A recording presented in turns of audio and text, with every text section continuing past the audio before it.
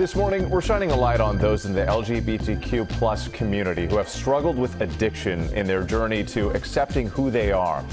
Will Gans is joining us now with more on this story. And Will, this is one very close to your heart. That's right. Yeah, substance use disorder disproportionately impacts the queer community. It's something that I have lived and learned from firsthand. But in this month of Pride, as I celebrate my identity, not only as a gay man, but as a person in recovery, I'm only able to do that because of the folks who stood firmly in those identities before me. And this morning, we're spotlighting some of those shiny, sparkly souls.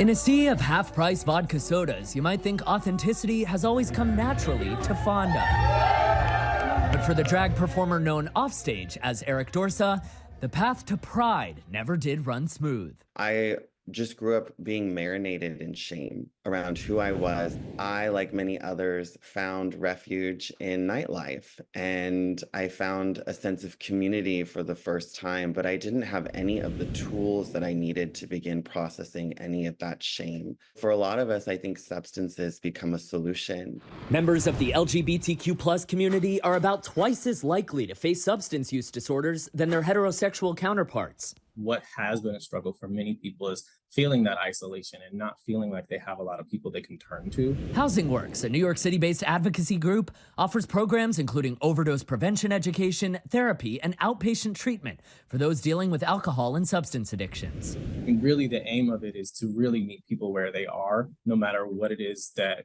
is impacting them, and trying to join with that person to really create an individualized style of treatment that works for them. This is Rooted Recovery Stories. Nearly 900 miles away in Nashville, Tennessee, Patrick Custer shining a light on what long-term recovery looks like for him. I get to live a life full of happiness, joy, peace, all the things that are the antithesis of what addiction stole from me. What does coming out mean to you, especially now in this month of Pride? Loving myself to the point where I can be honest and open with every single aspect of myself. It's taking pride in not only my identity as a queer person, but my identity as a person in recovery. You and I can be that pillar of hope to show other people that no matter what certain voices are saying, they do not define who and what I am. And Eric, another pillar of pride, will celebrate 10 years of sobriety later this summer.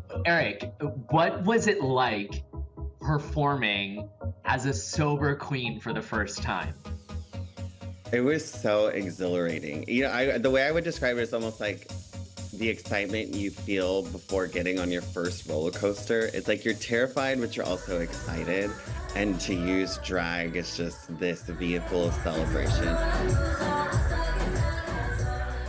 So I've tried to consider what message I needed to hear a few years ago as a queer person with substance use disorder, and I think it's this. For anyone out there struggling, it's not your fault, but it is your responsibility. The good news, you don't have to do it alone. There's a proud community of people ready to help when you're ready to ask for it. Powerful story. And by the way, I'm proud of you, Will. Thank you. And everything that you've been through in your journey and your recovery. Thank you so much for that story. Thanks, Will.